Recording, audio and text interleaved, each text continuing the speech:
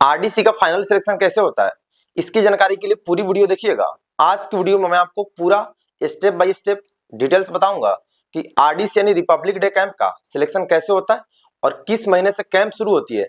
सबसे ज्यादा important height, जो लोग डीएसटी टेस्ट के लिए जाते हैं आरडीसी के सिलेक्शन में, मतलब जो ड्रिल से जाते हैं, उनका हाइट बहुत ज्यादा मायने रखता है। तो हाइट्स क्या होता है, कितने कैंप करने होते हैं और कब कब लगता है, सारा डिटेल आपको बताऊंगा। वीडियो पूरा देखना और वीडियो थोड़ा लंबा होगा क्योंकि बहुत सारे कैंप्स इसमें लगते हैं और सारे में अलग अलग एक्टिविटी कराई जाती है। तो आइए जानते हैं कि आरडीसी 2026 का सिलेक्शन प्रोसेस क्या होगा और हर साल इसी तरह से सिलेक्शन होता है। सबसे पहले मैं आपको बता दूं कि आरडीसी में ड्रिल के 3 इवेंट्स होते हैं। फर्स्ट होता है जीओएच, शॉर्ट में बोलते हैं गार्ड ऑफ ऑनर। सेकंड होता है केपी, कर्तव्य पथ के लिए। और थर्ड होता है पीएमआर, जो कि प्राइम मिनिस्टर रैली के लिए सिलेक्शन होता है। आगे मैं आपको बता दूं कि जीओएच और केपी यानी गार्ड ऑफ ऑनर और कर्तव्य पथ में 7.62 mm एसएलआर राइफल के साथ आपको, और पीएमआर में खाली हाथ ड्रिल करना होता है। यानी जीओएच और केपी में राइफल के साथ ड्रिल होता है और प्राइम मिनिस्टर रैली में खाली हाथ ड्रिल होता है। अब आइए जानते हैं कि इसका सिलेक्शन प्रोसेस क्या होता है और कौन कौन से कैंप लगते हैं। तो सबसे पहले इसका सिलेक्शन आपका बटालियन लेवल पे होता है। आप जिस भी बटालियन से, आप अपने बटालियन के बीएचएम सर से कांटेक्ट में रहेंगे और अपने एएनओ से। बहुत जगह एएनओ को पता नहीं चलता है और डायरेक्ट बटालियन से सिलेक्शन कर लिया जाता है। तो आपका सबसे पहले बटालियन लेवल पे सिलेक्शन होता है। इसके बाद आपको जितने कैडेट को बटालियन सिलेक्ट करता है उनको आईजीजीबीसी कैंप में भेजा जाता है। मतलब आरडीसी का पहला सिलेक्शन आईजीजीबीसी कैंप से होता है, यानी जिसका फुल फॉर्म होता है inter group governor banner competition. इस कैंप में आपको भेजा जाता है जहां से आरडीसी के लिए कैडेट्स का फाइनल सिलेक्शन होता है। नेक्स्ट आपका इसके बाद आईजीजीबीसी कैंप में क्या होता है, तो आईजीजीबीसी कैंप से सबसे पहले ग्रुप लेवल पर 2 सिलेक्शन कैंप्स और 1 आईजीजीबीसी कैंप्स लगता है। इसमें सिलेक्शन कैंप में आपका ड्रिल देखा जाता है और आपका चयन ग्रुप लेवल आईजीजीबीसी के लिए हो जाता है। मतलब जो पहला 2 कैंप लगता है उसमें आप जितने कैडेट बटालियन से सिलेक्ट होते हैं सबका ड्रिल देखा जाता है कि आपका ड्रिल किस तरह से, हाइट वगैरह देखी जाती है और यहाँ से आपका आईजीजीबीसी के लिए सिलेक्शन होता है। और लॉन्चिंग कैंप में आपका आरडीसी दिल्ली के लिए इवेंट वाइज जीओएच, केपी और पीएमआर की तैयारी चलती है। यानी लॉन्चिंग कैंप आपका फाइनल कंटिन्यू चलते रहता है। उसके बाद आपको सीधे दिल्ली लॉन्चिंग कैंप के बाद भेजा जाता है। तो आपको लॉन्चिंग कैंप में किट बैग प्रदान किया जाता है जिसमें वर्दी, डीएमएस, कमरबंद और जितने भी एनसीसी रिलेटेड किट्स होते हैं जो आपको ड्रिल में वहां पे या फिर लिविंग रूम में सारा कुछ आपको दिया जाता है। और यह सभी कैंप 10 दिन के होते हैं, मतलब एक कैंप 10 दिन का लगता है और बीच बीच में गैप भी दिया जाता है। अब आइए जानते हैं आईजीजीबीसी कैंप स्टार्टिंग से। लॉन्चिंग कैंप के खत्म होते ही आपको इस कैंप से सीधे आईजीजीबीसी कैंप अटेंड करना होता है और यह 10 दिनों तक चलता है। कैंप रूटीन के हिसाब से सभी इवेंट्स का कंपटीशन कराया जाता है। एक डायरेक्टरेट में जितने भी ग्रुप होते हैं उन सभी से उन कैडेट का चयन होता है जो दूसरे कैडेट से बेहतर होते हैं, यानी जिनका ड्रिल बेस्ट होता है। ग्रुप वाइज सिलेक्शन आपका चलता है पहले और फिर आगे जाकर प्री आरडीसी कैंप के लिए सिलेक्ट होते हैं। सिलेक्शन के लिए महत्वपूर्ण बात है, सबसे पहले आपको बता दिया जाए कि ड्रिल में सिलेक्शन के लिए आपकी हाइट सबसे ज्यादा मायने रखती है। हाइट का चर्चा हम लोग आगे करेंगे, अतः आपकी हाइट ज्यादा होनी चाहिए। इससे आपके ड्रिल में थोड़ा बहुत अगर कोई कमी भी है तो वो आपका हाइट्स में मैनेज हो जाता है। सेकंड बता दें कि आपका बियरिंग, शरीर में फुर्ती और टर्निंग में चटकी होना जरूरी है। इन सभी छोटी बड़ी चीजों को देखने के लिए सीओ साहब होते हैं और ड्रिल इंस्ट्रक्टर्स वहां पे अवेलेबल होते हैं। जो कैडेट्स का सिलेक्शन उनके ड्रिल लेवल के हिसाब से जीओएच यानी गार्ड ऑफ ऑनर, केपी कर्तव्य पथ और पीएमआर प्राइम मिनिस्टर रैली के लिए करते हैं। थर्ड, राइफल के साथ जिस कैडेट्स का ड्रिल बेस्ट होता है, राइफल के साथ विथ राइफल, उनका सिलेक्शन जीओएच के लिए होता है। और जिन कैडेट का राइफल के साथ मार्चिंग और हैंड स्विंग अच्छा होता है उनका केपी के लिए उनको चुना जाता है, यानी कर्तव्य पथ के लिए। हैंड स्विंग बिल्कुल इनलाइन होना चाहिए और रियर विंग के साथ बाजू स्मूथली स्विंग होना अनिवार्य है, तभी आपका सिलेक्शन हो पाएगा। पीएमआर यानी प्रधानमंत्री रैली के लिए खाली हाथ ड्रिल कराकर चयन किया जाता है। इसमें भी आपका हैंड स्विंग और पैर का हाइट और स्टंपिंग बेस्ट होना चाहिए, मतलब ये चीज आपका देखा जाता है प्राइम मिनिस्टर रैली के लिए। कुछ महत्वपूर्ण बातें, सिलेक्शन के समय अपने चेहरे को नॉर्मल रखना है, मतलब हेजिटेशन नहीं होना चाहिए और आपका स्माइलिंग फेस होना चाहिए, माने चेहरे पे आपको स्माइल रखना और फिर उसके साथ आपको डीएसटी वहां पे करना है। मुड़ते वक्त शरीर में चटकी होना जरूरी है। मार्चिंग करते समय पैर का जितना ज्यादा आप हाइट देंगे आगे की ओर जो पैर फेंकते हैं उतना आपका बेहतर होगा। अगर आप कमांडर या राइट मार्कर हैं, यानी अगर आप उस ट्रूप के कमांडर हैं या राइट मार्कर हैं, तो वर्ड ऑफ कमांड और रिपोर्टिंग बेहतर होना चाहिए आपका। इन दोनों के सिलेक्ट होने का चांस ज्यादा होता है, मतलब जो भी कैंप लगता है और उसमें जो कमांडर बनता है, जो कैडेट और जो राइट मार्कर, क्योंकि इनको वर्ड ऑफ कमांड और रिपोर्टिंग देना होता है, तो इनका सिलेक्ट होने का ज्यादा चांस होता है अगर इनका बेहतर है कमांड और रिपोर्टिंग। तो ड्रिल के समय आपका बॉडी बैलेंस होना चाहिए, अनावश्यक हरकत बिल्कुल भी नहीं करना अगर आपको सिलेक्ट होना है तो। आईजीजीबीसी कैंप में इवेंट के अनुसार कैडेट को शॉर्टलिस्ट करके नेम उनके बटालियन में भेज देते हैं, जो आगे चलकर प्री आरडीसी कैंप के लिए भेजे जाते हैं। यानी आईजीजीबीसी कैंप में आपका नाम जो सीओ साहब और ड्रिल इंस्ट्रक्टर वहां से सिलेक्ट करते हैं कि आप किस इवेंट के लिए बेहतर है, जीओएच के लिए, केपी के लिए या पीएमआर के लिए, उसके अनुसार आपके बटालियन में नाम भेज दिया जाता है, जो आगे चल के प्री आरडीसी कैंप के लिए कैडेट्स जाते हैं।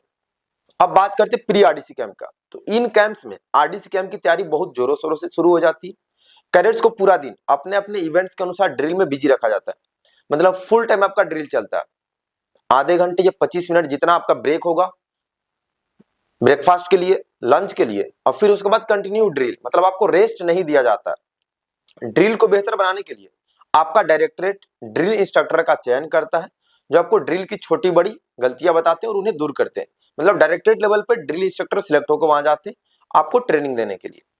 प्री आरडीसी कैंप की संख्या 4 होती है, जिसमें से अंतिम का एक कैंप आरडीसी लॉन्चिंग कैंप कहलाता है। ये सभी कैंप्स 10-10 दिन के, मतलब आरडीसी का सारे कैंप्स 10 दिन के ही लगते हैं और प्री आरडीसी में 4 कैंप होते हैं, जिसमें से सबसे लास्ट वाला कैंप आरडीसी लॉन्चिंग कैंप होता है। वहां से आपका किट बैग मिलेगा और सीधा आप फिर दिल्ली के लिए रवाना हो जाएंगे वहीं से लॉन्चिंग कैंप से। अब आते हैं pre RDC 1। Pre RD 1 camp में क्या क्या होता है। इस कैंप में आपको ड्रिल की रेगुलर प्रैक्टिस कराई जाती है और आपका स्टेमिना यानी आपका पावर बढ़ाया जाता है, ताकि आप ड्रिल करते समय थके नहीं।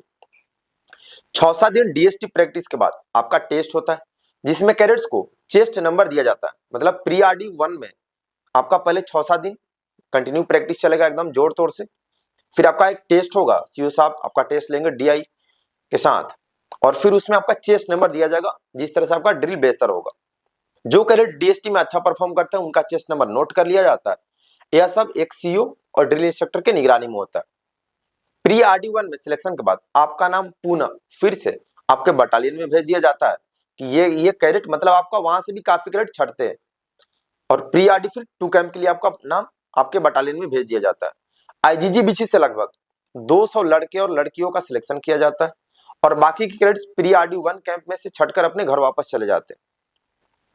मतलब प्री आरडी 1 तक आपका 200 कैडेट्स होंगे, उनमें से जो सिलेक्ट होंगे बाकी को घर भेज दिया जाएगा, आप छट गए, रिजेक्ट हो गए। अब आते हैं प्री आरडी 2 कैंप। बचे हुए कैडेट्स को प्री आरडी 2 कैंप के लिए बुलाया जाता है। इस कैंप में आपका स्टेमिना बिल्ड किया जाता है, मतलब वही कंटिन्यू आपका प्रैक्टिस चलेगा जितना हार्ड हो सके, और इसी कैंप से आपको अपने इवेंट के अनुसार, जैसे जो लोग गार्ड ऑफ ऑनर जीओएच के लिए सिलेक्ट हैं, केपी यानी कर्तव्य पथ, और पीएमआर प्राइम मिनिस्टर रैली, तो आपका इवेंट के अनुसार प्री आरडी 2 कैंप से इवेंट वाइज आपका डीएसटी मतलब ड्रिल चलना शुरू हो जाएगा। इसके अनुसार ड्रिल की तैयारी शुरू कर दी जाती है। आपको पूरे दिन प्रैक्टिस कराया जाता है और रात में डिनर करने के बाद भी आपका प्रैक्टिस कंटिन्यू रहता है, मतलब वहां आपको फुर्सत नहीं दिया जाता, क्योंकि लास्टली आपको वहां दिल्ली में देश को रिप्रेजेंट करना होता है। तो आपका डिनर के बाद भी प्रैक्टिस चालू रहता है। हर इवेंट में से कमांडर और राइट मार्कर का सिलेक्शन हो जाता है, जो अपने टीम को कमांडर कंट्रोल करते हैं। मतलब आपका प्री आरडी 2 में जो कमांड करेगा कौन, राइट मार्कर कौन होगा, उसका सिलेक्शन हो जाता है। नेक्स्ट, जीओएच में 12 कैडेट्स का सिलेक्शन होता है, यानी गार्ड ऑफ ऑनर में 12 कैडेट, केपी यानी कर्तव्य पथ में 30 कैडेट्स, और पीएमआर यानी प्राइम मिनिस्टर रैली के लिए 36 कैडेट्स का सिलेक्शन होता है। केवल ड्रिल से कुल मिलाकर 78 कैडेट्स होते हैं। कैंप बढ़ने के साथ साथ ट्रेनिंग भी और ज्यादा टफ कर दिया जाता है। जो कैडेट्स इस स्थिति में खुद को ढाल लेते हैं वे आगे कैंप्स के लिए प्रमोट कर दिए जाते हैं।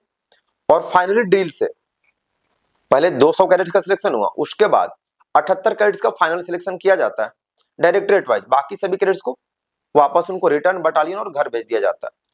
अब आते हैं प्री आरडी थर्ड कैंप। इस कैंप में आपको ट्रेनिंग को बेहतर बनाया जाता है और इसी कैंप में आपका आरडीसी के लिए डॉक्यूमेंट वेरिफिकेशन शुरू हो जाता है।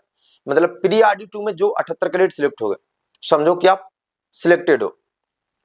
उसके बाद प्री आरडी थर्ड के लिए उसमें आपका डॉक्यूमेंट वेरिफिकेशन स्टार्ट हो जाता है। आपसे आपका डिटेल्स पूरा ले लिया जाता है और आपको 10 पेजेस के कलरफुल फॉर्म की 4-4 कॉपी दी जाती है।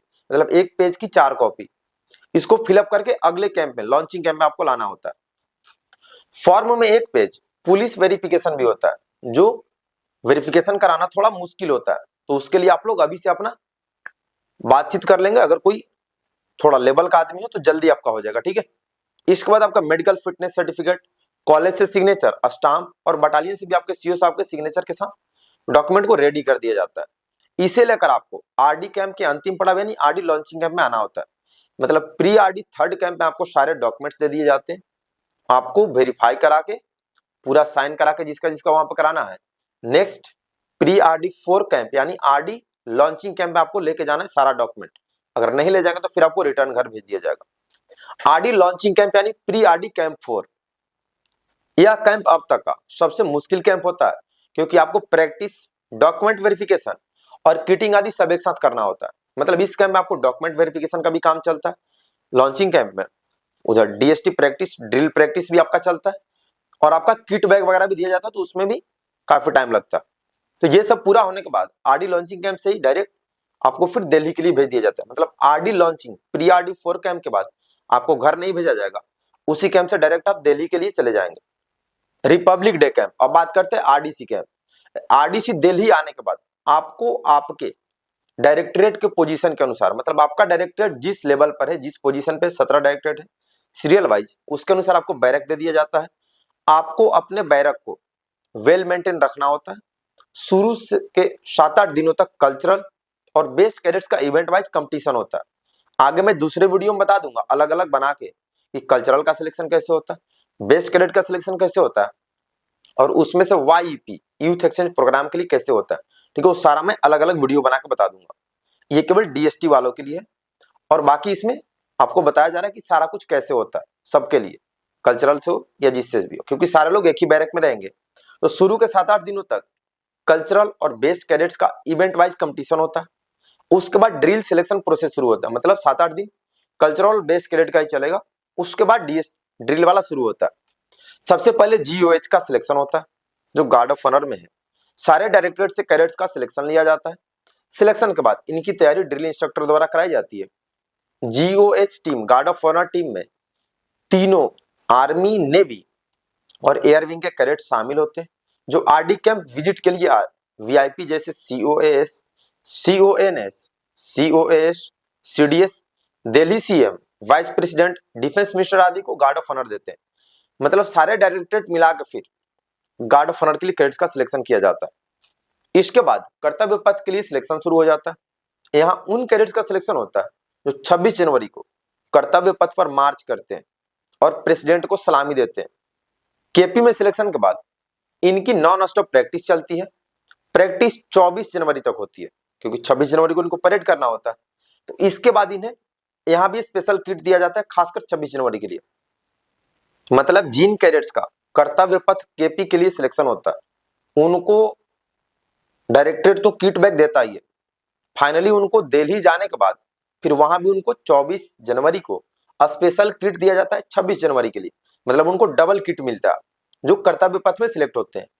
इन्हें हर रोज कम से कम 8 से 10 किलोमीटर तक मार्चिंग कराई जाती है जिससे लंबी मार्चिंग के लिए स्टेमिना बिल्ड हो जाता है। प्रधानमंत्री प्राइम मिनिस्टर रैली में यानी पीएमआर में 2 ग्रुप्स होते हैं, एक जो कि डायरेक्टरेट की टीम होती है और दूसरी जो जोन वाइज टीम होती है। मतलब आपके zone wise eastern zone, western zone, उसके अनुसार भी टीम बनाया जाता है प्रधानमंत्री प्राइम मिनिस्टर रैली के लिए। ईस्ट, वेस्ट, नॉर्थ, साउथ और सेंट्रल डायरेक्टरेट की टीम स्टैटिक ड्रिल करती है जबकि जोन की टीम मार्चिंग करते हुए प्राइम मिनिस्टर को सैल्यूट करती है।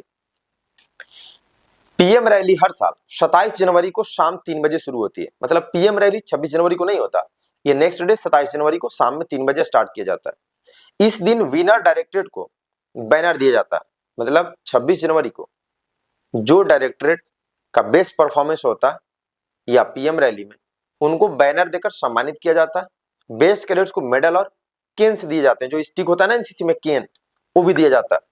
इसके बाद 2 दिन के अंदर सभी लोग अपने अपने डायरेक्टरेट में वापस चले जाते हैं। मतलब 27 के बाद 28 29 तक सारे जितने डायरेक्टरेट के कैडेट्स हैं आपको रिटर्न अपने डायरेक्टरेट में भेज दिया जाता है। आरडीसी में अब हाइट की बात करें कि हाइट कितना होता है, तो जीओएच और केपी यानी गार्ड ऑफ ऑनर और कर्तव्य पथ के लिए आपका हाइट 170 सेंटीमीटर से प्लस होना चाहिए, तभी आपका गार्ड ऑफ ऑनर और कर्तव्य पथ के लिए सिलेक्शन होगा। और थोड़ा बहुत इसमें पैरवी का भी ये चलता है, मतलब कोई अपना बंदा देख लेता है, भाईबंदी थोड़ा होता है, तो उसमें आपका 68 66 भी रहता है, तो वो लोग कर लेते हैं, लेकिन आपका 170 सेंटीमीटर प्लस होना चाहिए। और पीएम रैली में थोड़े कम हाइट वाले भी हो जाते हैं, मतलब 167 68 69 हो तो आप प्राइम मिनिस्टर रैली के लिए सिलेक्ट हो सकते हैं, लेकिन जीओएच और केपी के लिए 170 प्लस होना चाहिए। इसके बाद आप अपने डायरेक्टरेट आते हैं, वहां भी आपका राज्यपाल के साथ प्राइज वितरण वगैरह चलता है, डायरेक्टरेट में प्राइज वितरण, फिर आपको अपने बटालियन घर भेज दिया जाता है। तो ये था आरडीसी का फुल प्रोसेस। आपको जानकारी कैसा लगा कमेंट करके बताएंगे। कल्चरल का सिलेक्शन, बेस्ट कैडेट का सिलेक्शन और वाईईपी का सिलेक्शन किस तरह से होता है, मैं अलग से वीडियो सारे का अलग अलग बना दूंगा। तो जो लोग नए चैनल सब्सक्राइब कर लेंगे, जिनको टीएससी कैंप करना है, टीएससी का प्लेलिस्ट अलग बना दिया हूँ, आरडीसी का अलग प्लेलिस्ट में जाकर देख लेंगे। तो अभी के लिए इतना ही। सभी को राम राम, जय हिंद।